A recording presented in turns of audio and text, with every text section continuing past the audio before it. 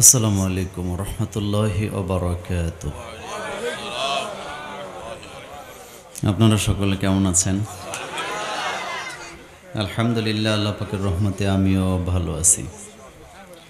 আলহামদুলিল্লাহ আস্তাইনুহু ওয়া আস্তাগফিরুহু ওয়া নু'মিনু বিহি ওয়া নাতাওয়াক্কালু আলাইহি ওয়া নাউযু বিল্লাহি মিন শুরুরি আনফুসিনা ওয়া মিন সাইয়্যাতি আ'মালিনা।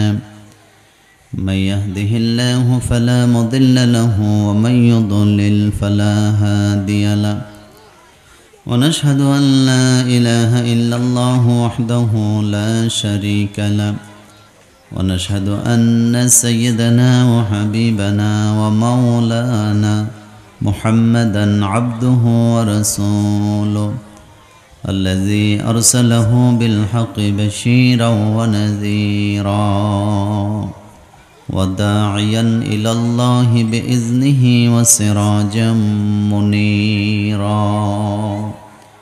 فقد قال الله تعالى في كلامه المجيد: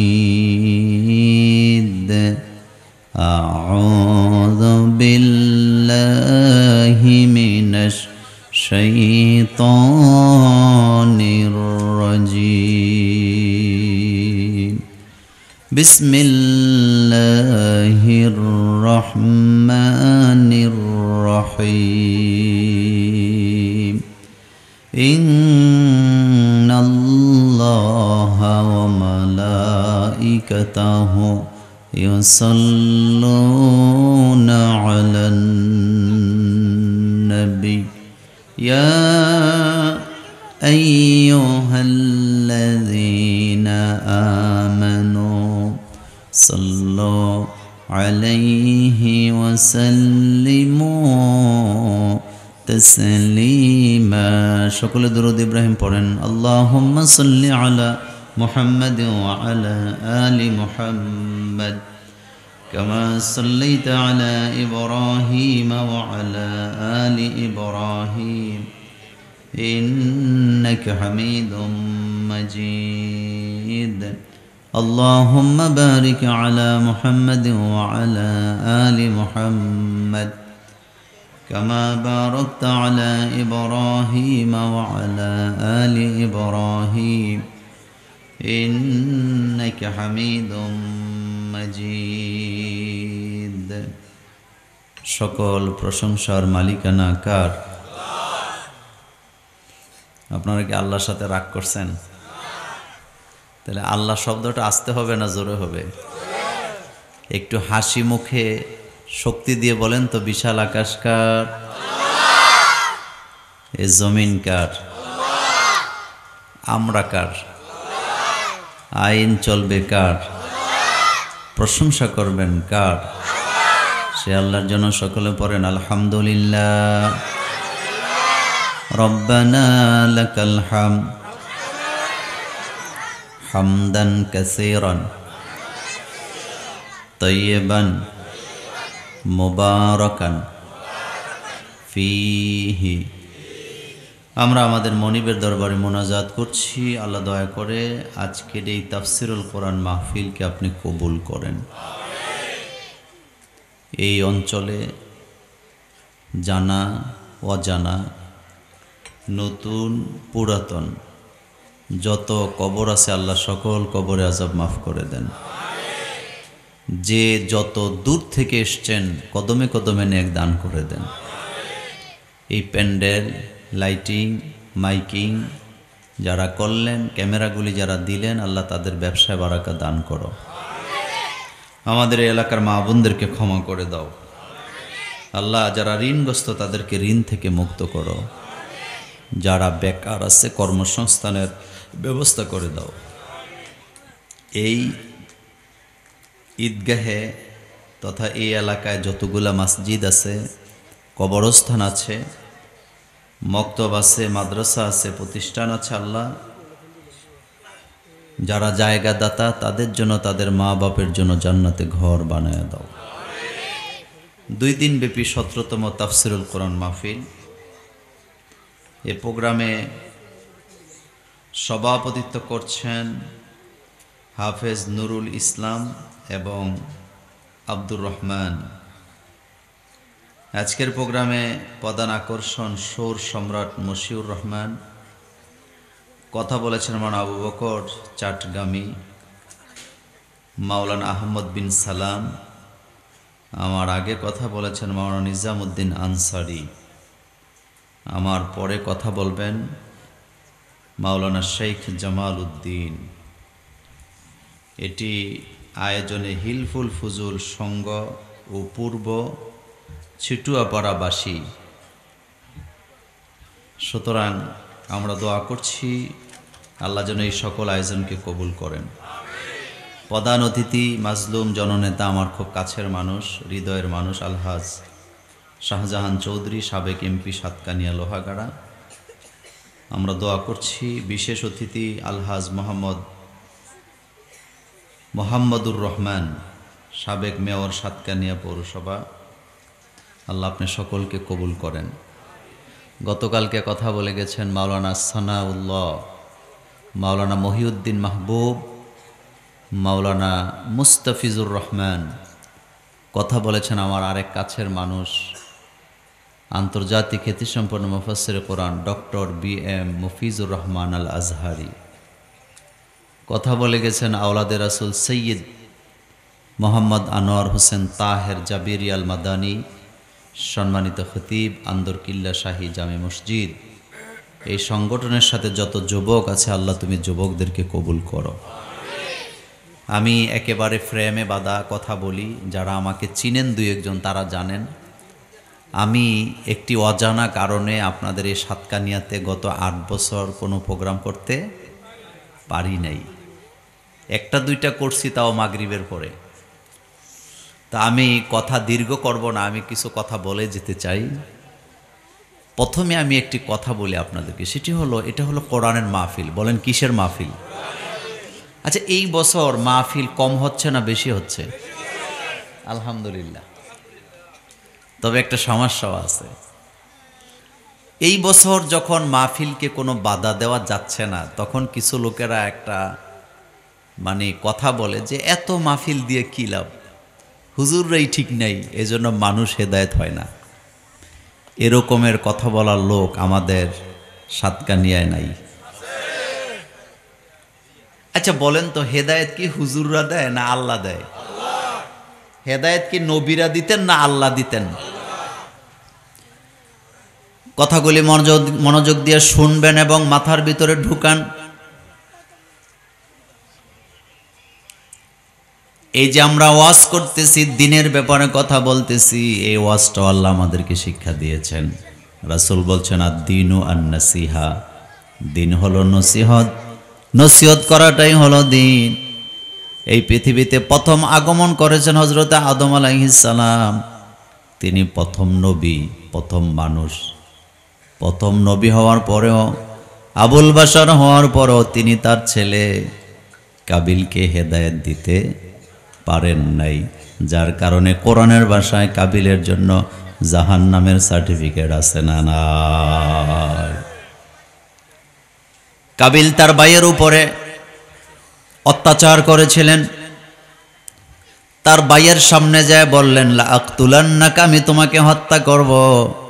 ভাই বলতেছে লা ইমবাসাত্তা ইলাইয়া ইয়াদাকা লিতাকতুলানি, তুমি যদি তোমার হাত দিয়ে আমাকে মারো, আমি তোমাকে আমার হাত দিয়ে মারব না। তার কারণ ইন্নী আখাফুল্লাহ, আমি আমার আল্লাহকে ভয় পাই। কথাটা মনোযোগ দিয়ে মনে রাখবেন। আদম আলাইহিস সালামের ছেলে হাবিল, কাবিল, দুই ভাই। কাবিল তার হাবিলের উপরে অত্যাচার করলেন, তাকে হত্যা করলেন, কিন্তু আদম আলাইহিস সালাম তার ছেলেকে হেদায়েত দিতে পারেন নাই, যার কারণে কাবিলের নামে জাহান্নামের ঘোষণা দিয়েছেন কে? আজও যদি কোনো ভাই তার ভাইয়ের উপরে অত্যাচার করে, আপন ভাই হইয়া আপন ভাইয়ের উপরে জুলুম করে, জমি জামা অংশ কম দেয় অথবা ভাইয়ের সম্পত্তি নষ্ট করে দেয়, নিজের বাড়িটা ভাগ করার সময় ভাইকে একটু কমায়া দেয়, খারাপ জায়গাটা দিয়ে দেয়, এমন জুলুমবাজ ভাই আমাদের সাতকানিয়াতেও আছে না নাই? বাবার জায়গা পাইছে 10%, 5% মাটি বরাট করা জায়গা, বাকি 5% এখনো গর্ত রয়ে গেছে। তোমার আর কথা ন বুঝো, আরো জোরে বলো। কয় শতাংশ ভরাট করা? আর এখনো পুকুর গর্ত রয়ে গেছে 5%। যেই ভাইয়ের ক্ষমতা বেশি, শক্তি বেশি, চালাক বেশি, ওই ভাইটা বড়ার জমিটা নিয়ে গর্তটা আরেক ভাইকে দিয়ে দেয়। এমন ভাই আমাদের এই এলাকায় একজনও না। ভাইয়ের উপরে ভাই হইয়া জুলুম করে যারা জাহান্নামে যাবে তারা, এটা মোল্লার কথা না, আল্লাহর কথা। কাবিল হাবিলের উপর অত্যাচার করলেন। আদম আলাইহিস সালাম তার ছেলেকে হেদায়েত দিতে পারেন নাই। হযরতে নূহ আলাইহিস সালাম তার নিজের আপন ছেলেকে হেদায়েত দিতে পারেন নাই। হযরত লূত আলাইহিস সালাম নিজের স্ত্রীকে হেদায়েত দিতে পারে নাই। বউয়ের সাথে ঘুমায়, এক ছাদের নিচে থাকে, একসাথে খাওয়া দাওয়া করে, এক বিছানায় ঘুমায়, কিন্তু লূত আলাইহিস সালাম তার স্ত্রীকে হেদায়েত দিতে পারেন নাই। এটার দ্বারা বোঝা যায় হেদায়েতের মালিকানা কার। হুজুরদের দায়িত্ব শুধু বলা, নবীদের দায়িত্ব শুধু বলে দেয়া। আমার কলেজার ভাইয়েরা, হযরত ইব্রাহিম আলাইহিস সালাম নিজের আব্বা আম্মাকে হেদায়েত দিতে পারে নাই। আপনার আমার নবী জনাবে মুহাম্মদুর রাসূলুল্লাহ সাল্লাল্লাহু আলাইহি ওয়াসাল্লাম তিনি তার আপন চাচা আবু তালিবকে হেদায়েত দিতে পারে নাই। বুখারীর হাদিসে আসছে রাসূল অনেক চেষ্টা করছে চাচারে হেদায়েত দেওয়ার জন্য। আবু তালিব চালাক মানুষ, রাসূলের লালা মোবারক নিয়ে পুরো শরীরের মধ্যে মাখাইছে তেলের মতো, রাসূলকে কাঁধে নিয়ে ঘুরে। আল্লাহ রাসূল বললেন, চাচা তুমি যেই পদ্ধতিতে আমাকে ভালোবাসো, এই ভালোবাসা দিয়ে জান্নাতে যাওয়া যাবে না, আমি তোমার কোনো উপকারও করতে পারবো না। যদি তুমি আমার কাছ থেকে সুপারিশ পেতে চাও তাহলে তুমি ঘোষণা দিতে হবে লা ইলাহা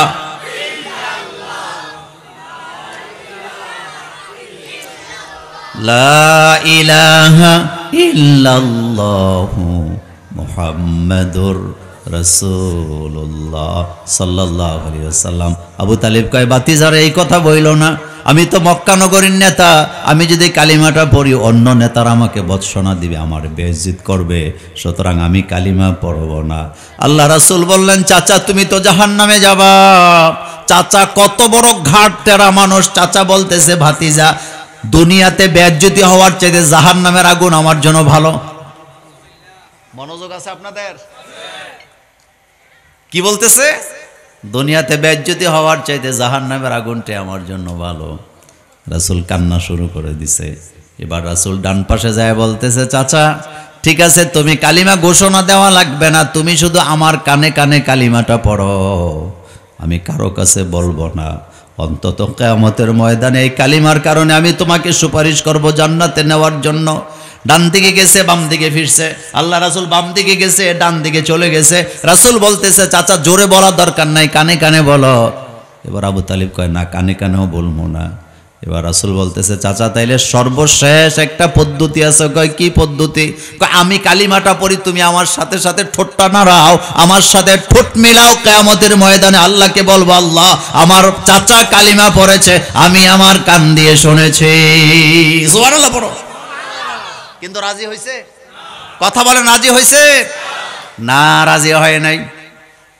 এবার রাসূল কাঁদতেছেন, আকাশের দিকে তাকাই, আল্লাহ আমার চাচা তো জাহান্নামে যাবে, আমি তো চাই আমার চাচাটা হেদায়েত হোক। আল্লাহ আয়াত নাজেল করে জানায় দিলেন, ইন্নাকা লা তাহদি মান আহবাবতা ওয়ালাকিন্নাল্লাহা ইয়াহদি মান ইয়াশা।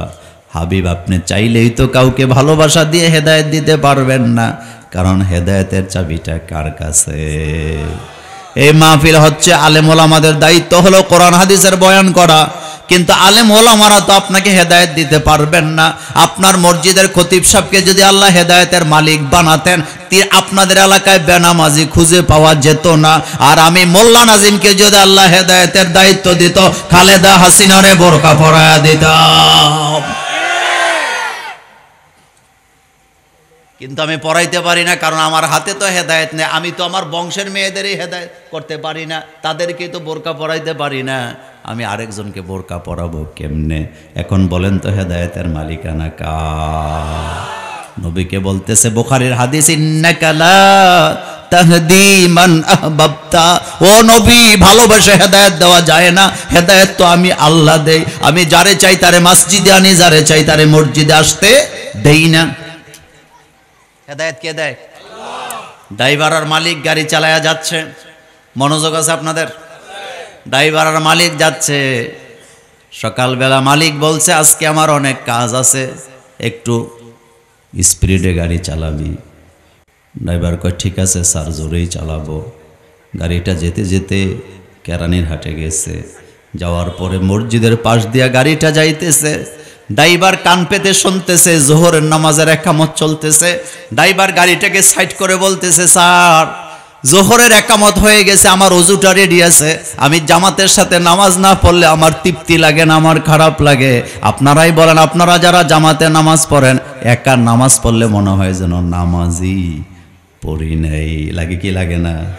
ড্রাইভার বলতেছে, স্যার আমি নামাজটা জামাতে পড়তে চাই। মালিক তো বলতে পারতো ঠিক আছে আমিও যাব, তুইও চল, কিন্তু না, মালিক যায় না। মালিক বলতেছে কাজ আছে, তাড়াতাড়ি নামাজ শেষ করে আয়। ড্রাইভার ঢুকছে নামাজ পড়ার জন্য। আচ্ছা বলেন তো, আপনারা যে নামাজে যান, ইচ্ছা মতো নামাজ পড়েন নাকি ইমাম যদি কেরাত লম্বা করে নামাজটা লম্বা হওয়ার সম্ভাবনা আছে না? না। ড্রাইভার নামাজ দেরি হয়ে গেছে আসতে, চোখ রাঙ্গায় মালিক বলতেছে আগেই বলছিলাম তাড়াতাড়ি আসবি, দেরি হলো কেন? এবার ড্রাইভার বলতেছে, স্যার একটা কথা বলি, মনে কষ্ট নিয়েন না। কই কি কথা বল? কয় স্যার আপনি যাকে অপছন্দ করেন তারে কি আপনার ঘরে ঢুকতে দেন? তোমার আর কথা ন বুঝো? কি বলতেছে? আপনি যাকে অপছন্দ করেন তাকে কি আপনার ঘরে ঢুকতে দেন? মালিক বলতেছে না। কেন ঢুকতে দিব? আমি তো দরজায় আসতে দেই না।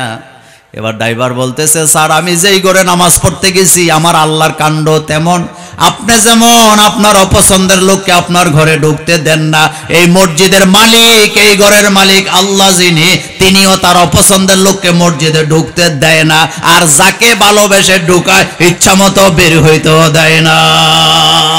আল্লাহু আকবার বলো মিয়া। হেদায়েত কে দেয়?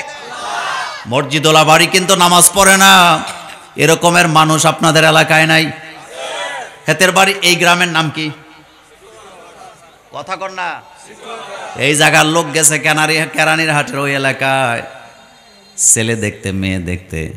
লোকেরা জিজ্ঞেস করছে তোমাদের কোন বাড়ি? কয় মসজিদওয়ালা বাড়ি। তোমাদের কোন বাড়ি? কয় মাদ্রাসাওয়ালা বাড়ি। তোমাদের কোন বাড়ি? ঈদগাহওয়ালা বাড়ি।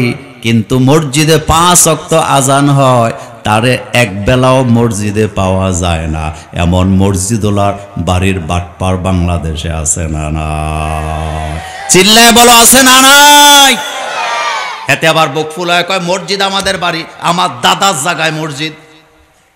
বলে না তো, দাদার জায়গায় মসজিদ হলে তোর সমস্যা কি? দাদার জায়গায় না, তোর কলজায়ও যদি মসজিদ হয়, তুই যদি বেনামাজি হস, আল্লাহর জান্নাতে যাওয়া যাবে না। মসজিদওয়ালা বাড়ি হলে যদি জান্নাতে যাওয়া যাইত, তাহলে আবু জহিল্লা কি দোষ করছে? মনোযোগ আছে? আবু জহিল্লার বাড়ি কাবাগরের কাছে না দূরে? রাসূলের বাড়ি আরো দূরে। কাবা থেকে আবু জহিলের বাড়ি প্রথম, তারপরে রাসূলের বাড়ি। কিন্তু জানতে চাই কাবার দেয়াল গেছে আবু জহিল্লার বাড়ি, সবার মুখ দিয়া জানতে চাই আবু জহিল জান্নাতি না জাহান্নামী? একটাই কারণ, কপালে হেদায়েত নাই। এজন্য রাসূল দোয়া করতেন, রব্বানা লা তুযিগ কুলুবানা বাদা ইয হাদাইতানা। আল্লাহ গো, একবার যখন আমাকে হেদায়েত দিয়েছেন, আমারে আর গোমরা করে দিয়েন না। অনেক ভাইয়েরা আছে এখন বুঝে গেছে ইসলাম ছাড়া শান্তি পাওয়া যাবে না, ইসলামিক দল করার দরকার জান্নাতে যাইতে হইলে। এটা বুঝার পরেও ইসলামের দল করতে পারে না, লজ্জায় টাকা পয়সার ভবিষ্যতে টাকা পাওয়া যাবে, দলের পদ পাওয়া যাবে, এই চিন্তা চেতনা আছে না? না। হেদায়েত কে দিবে? চাইতে হবে কার কাছে? আজকের মাহফিল থেকে দোয়া করি, আল্লাহ দয়া করে তুমি আমাদেরকে হেদায়েত দান করে দাও, আমাদের কলিজার ভিতরে ইসলামের ভালোবাসা তৈরি করো।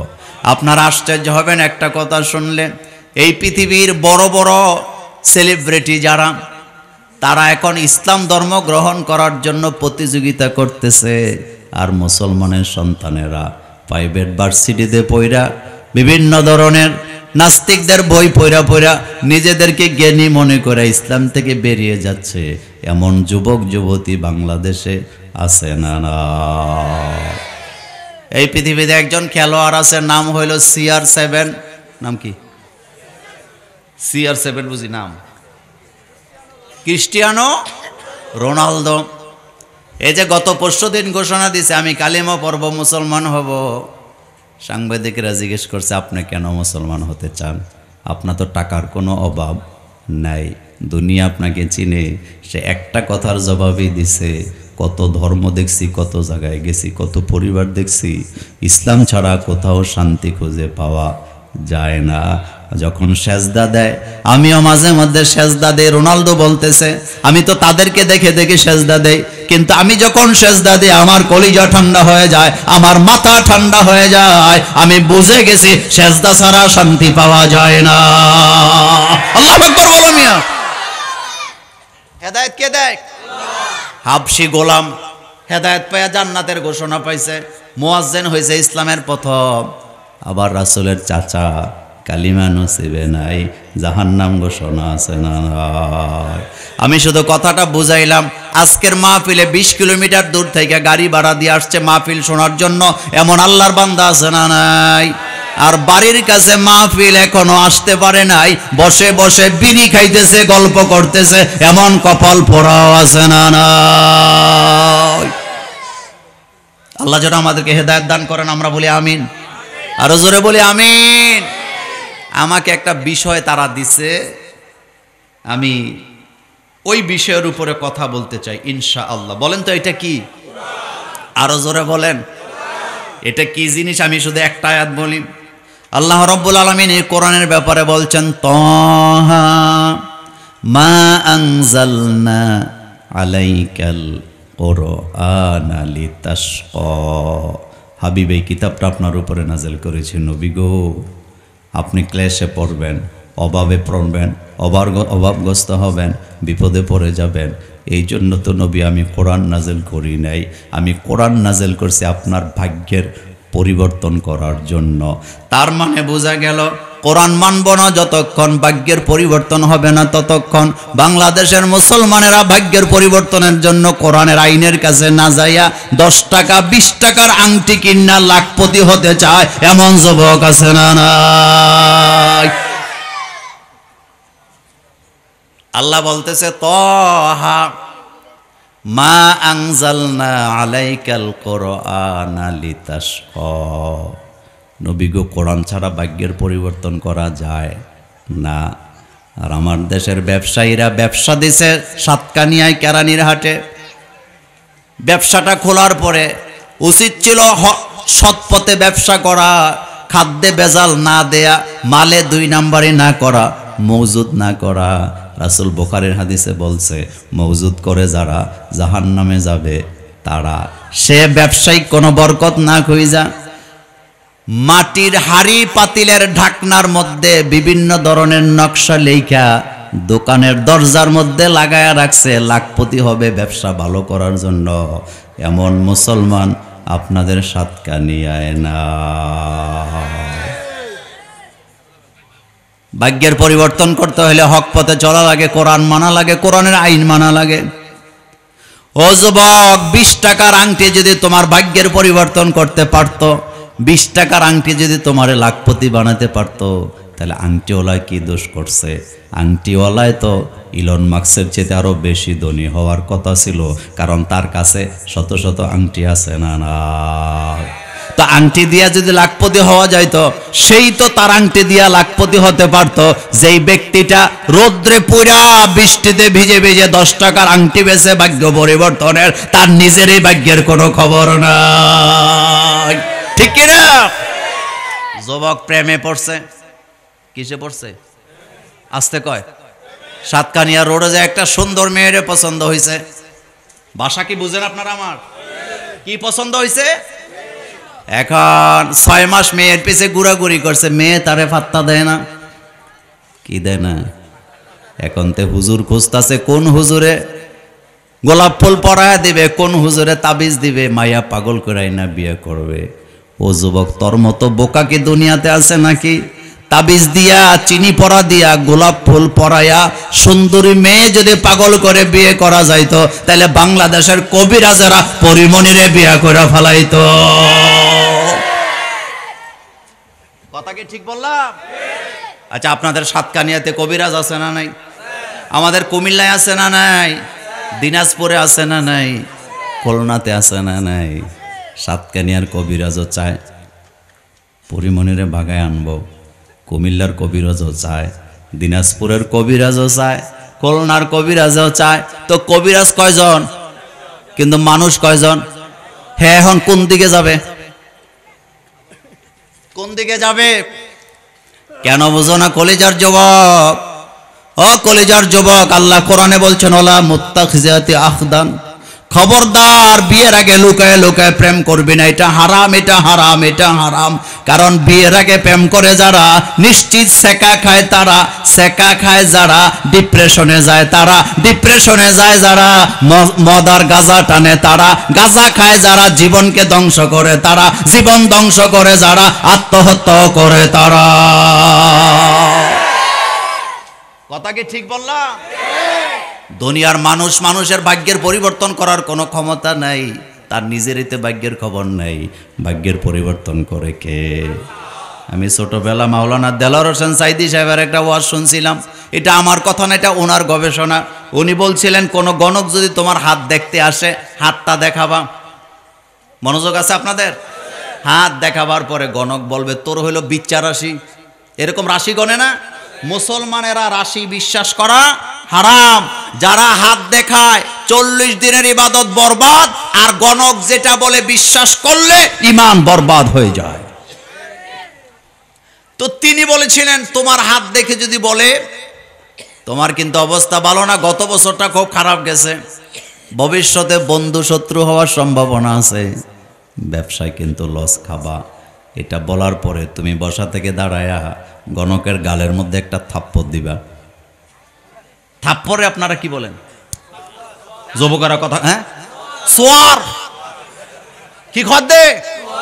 হ্যাঁ, সোয়ার। এক সোয়ার দিবা। সোয়ার দিলে গণক দাঁড়ায় বলবে বেটা তুই ধ্বংস হয়ে যাবে, আমারে থাপ্পড় দিলি কেন? তখন তুমি হাসি দিয়ে বলে দিবা আমার ভবিষ্যৎটা কেমন যাবে বলতে পারলা, কিন্তু আজকে আমার কাছে আসলে যে সোয়ার খাবা, থাপ্পড় খাবা, সেটা কেন জানলা না? ভাগ্যের পরিবর্তন কে করে? আল কাদরি খাইরিহি ওয়া শাররিহি মিনাল্লাহি তাআলা। আমার ভাগ্যের পরিবর্তন করার ক্ষমতা কার? ইমানকে মজবুত করো যুবকেরা। কপালে চুমু দিয়ে বলে যাই, ভালো ভালো লেখাপড়া করে না, হুজুরের কাছে পরীক্ষার দিন যায় কলম পড়ায়া দেন। কথা কন না কেন?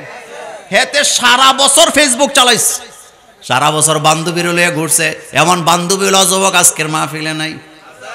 কালকে আমার মাহফিল ছিল ব্রাহ্মণবাড়িয়া। কোথায়? এক সুন্দর চেহারার যুবক আসছে আমার সাথে ছবি তোলার জন্য।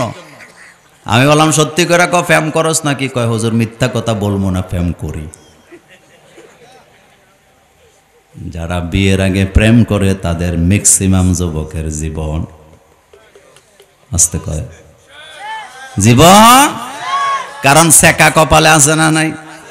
হুন্ডা বেচা বান্ধবীর আইফোন কিনা দেয় এমন যুবক কেরানির হাটে না। এতে হুন্ডা কিনছে বাপের টাকা দিয়া, বান্ধবীরে যা দিছে জীবনের সব বাপের পয়সা, এমন বেকার যুবকও আছে না? না, আমি কথা ওইটা বলি না, আমি শুধু ভাগ্যের পরিবর্তনের কথা বলছিলাম। ও কলিজার যুবকেরা, ও বাবারা, ভাইয়েরা, বোনেরা, মায়েরা, ভাগ্যের পরিবর্তন করার ক্ষমতা কার? যা কিছু চাইতে হবে চাইবেন কার কাছে? নবীরা চাইতেন কার কাছে? রব্বানা আতিনা, পড়েন সবাই, রব্বানা আতিনা ফিদ দুনিয়া হাসানাতাও ওয়া ফিল আখিরাতি হাসানাতাও ওয়া কিনা আযাবান নার। দুনিয়ার হাসানা দিবেন কে? আখিরাত দিবেন কে? আল্লাহ যেন আমাদেরকে দান করেন, আমরা বলি আমিন। ভাগ্যের পরিবর্তন কে করে? জাতির ভাগ্যের পরিবর্তন করতে হলে কি লাগবে? আরো জোরে বলেন। জাতির নিরাপত্তা দিতে হইলে কোরআনের দরকার আছে না নাই? আল্লাহ যেন আমাদেরকে কোরআনের জন্য কবুল করেন। আমার ভাইয়েরা, যুবকেরা, আমি সব কিছু মিলে যতটুকুনই কথা বলি, আমি ডাইরেক্ট আমার আলোচনা চলে যেতে চাই। আমাকে তারা সূরাতুল আল ইমরানের 26 নম্বর আয়াত থেকে কথা বলার জন্য বলেছেন, আমি সেখানেই যেতে চাই। বিসমিল্লাহির রহমানির রহিম, একটু খেয়াল করেন। আল্লাহ রাব্বুল আলামিন বলছেন, কুলিল্লাহুম্মা মালিকাল মুলক তুতিল মুলক কামান তাশা ওয়া তানজিউল মুলকা মিম্মান তাশা ওয়া তুইজ্জু মান তাশা ওয়া তুযিল্লু মান তাশা বিয়াদিকাল খায়র ইন্নাকা আলা কুল্লি শাইইন কাদির।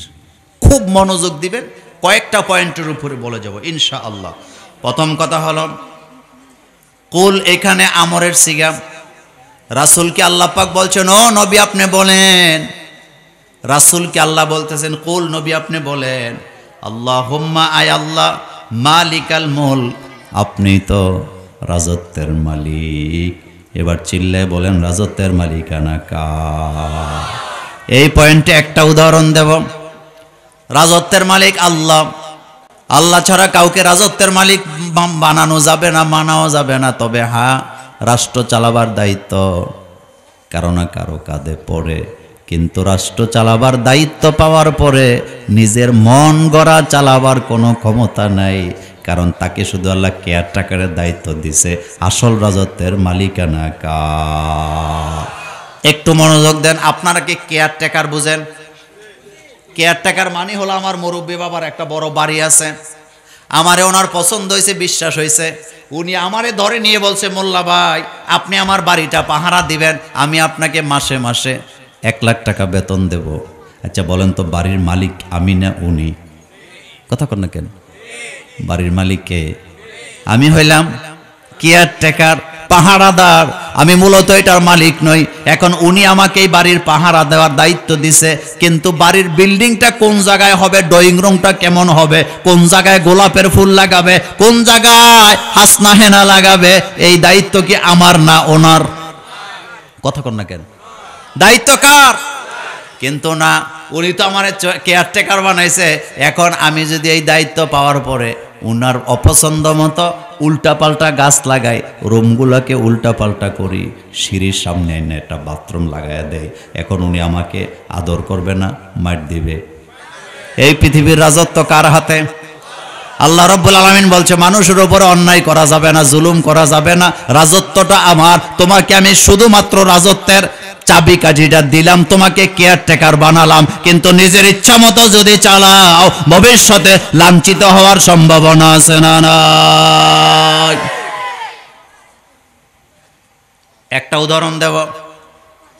নমরুদ ভালো মানুষ না খারাপ মানুষ? আসতে কইছে, বুঝা কইছেন না বুঝা কইছেন? বেশি সুবিধার মানুষ না, আইন করে নিজের স্বার্থে। এই পৃথিবীতে যারাই স্বৈর শাসকের আবির্ভাব হয়েছে, যত আইন করছে একটা মানুষের কল্যাণে করে নাই, বরং নিজের ক্ষমতার চিন্তা মাথার ভিতরে আছে না নাই? কবি কি সুন্দর করে বলেছেন, পাদশাহ মালে মস্তে মাগরিবে হালে মস্ত, পাদশাহ মালে মস্তে মাগরিবে হালে মস্ত, খোবে রোয়া নাজে মস্তে আশেকা দিদারে মর। কবি বলতেছেন, বাদশারা বাদশাহীর পাগল, রাজত্ব পাওয়ার পর পাগল হয়ে যায়। রাজত্বটাকে কিভাবে টিকানো যাবে, রাজত্ব টিকাইতে যাইয়া হাজার হাজার মানুষকে যদি হত্যা করা লাগে, পঙ্গু করা লাগে, ফাঁসি দেওয়া লাগে, সেটাও করে। এমন দুশ্মন আছে না নাই?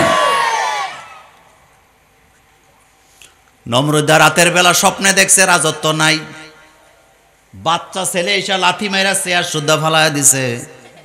এখন নমরুদ্দার মাথার ভিতরে ঢুকছে, উপদেষ্টারকে ডাকাইয়া বলছে, আখবিরনি, আমারে খবর দে, আমারে বল ঘটনাটা কি, স্বপ্নটা কেন দেখলাম। স্বপ্নের তাবির করতে যে একজন বললেন, আপনার রাজ্যের ভিতরে একজন সন্তান জন্ম নেবে, সে হবে নবী, নবী হইলে নেতা হবে, নেতা হইলে তোমার রাজত্বের দিন শেষ। কারণ নবী রাজের নেতা ছিল, এতে কোনো সন্দেহ নাই। নমরুদ মাথার মধ্যে হাত দিছে, ঘটনা কি? কয় হ্যাঁ ঘটনা সেটাই, বাচ্চা হইলে আপনার রাজ্যের ভিতরে বাচ্চা হইলে ছেলে হবে, ছেলে হইলে নবী হবে, নবী হইলে নেতা হবে, নেতা হইলে তোমার রাজত্ব শেষ। মনোযোগ আছে আপনাদের? রাজ্যের মধ্যে সন্তান হইলে ছেলে হবে, সন্তান হইলে কি হবে? ছেলে হইলে নবী হবে। কারণ নবী তো নারীদের থেকে হয় না, নবী হয় কোন থেকে? ছেলে থেকে। তো ছেলে হইলে নবী হবে, নবী হইলে নেতা হবে, কারণ সব নবীরা নেতা। এ কথা মোল্লার না আল্লাহর। আর যদি নেতা আসে তোমার নেতৃত্ব শেষ। এবার নমরুদ দেখো তাহলে কি করা যায়? উপদেষ্টারা তো চালাক হয় না বোকা হয়? উপদেষ্টারা চালাক হয় না বোকা হয়? উপদেষ্টারা যদি চালাক না হইতো তাহলে দাড়ি কামায়া ভাগ্যা যায়। হ্যাঁ, কত চালাক হইলে দাড়ি কামায়া ভাগে, কিন্তু ধরা খাওয়ায় দিছে কে? মনোযোগ দেন। এবার বলতেছে, ও নমরুদ, তোমার এই দেশের মধ্যে বাচ্চা যাতে হতে না পারে একটা কাজ করো। কয় কি কাজ? কয় স্বামী স্ত্রীর একসাথে থাকার আইন করো, যে একসাথে স্বামী স্ত্রী ঘুমাতে পারবে না, কারণ ঘুমাইলে ভালোবাসা প্রণয়ন হবে, ভালোবাসা আদান প্রদান হইলে বাচ্চা হয়ে যাবে, বাচ্চা হইলে ছেলে হবে, ছেলে হইলে নবী হবে, নবী হইলে নেতা হবে, নেতা হইলে তোমার রাজত্ব শেষ। বুদ্ধি দিছে না বাস দিছে? কথা কর না কেন? বলছে সব পুরুষ জেলখানার ঢুকাও। ইব্রাহিমের আব্বা ছিল ইঞ্জিনিয়ার, আর্কিটেকচার, তিনি মূর্তির ডিজাইন করতেন, তারও নিয়ে জেলখানায় ঢুকাইছে। রাতের 3টার দিকে, 2টার দিকে অথবা 12টার দিকে জাগছে। জাগ্ঞা বোর কথা মনে হয়েছে, স্ত্রীর কথা মনে হয়েছে। নতুন নতুন বিয়ে যখন ছেলেরা করে, আব্বা আম্মারে ফাঁকি দিয়া শ্বশুর বাড়িতে যায় নাকি যায় না? আপনাদের এলাকার ছেলেরা যায় না? বাপ কয় কই যাস? কয় ইক্কা। কি বলে কি বলে? এবার চলে গেছে। ইব্রাহিম আলাইহিস সালামের আব্বা মনে মনে কয়, জেলখানা তো আটকায় রাখছে, 3টা গেট বানায়া জেল পুলিশ দিয়া বসায় রাখছে, তো আমি চেষ্টা করতে অসুবিধা কি? কারণ একটা কথা আছে, চেষ্টায় তেষ্টা মিলে। অসুবিধা কি? চেষ্টা করি।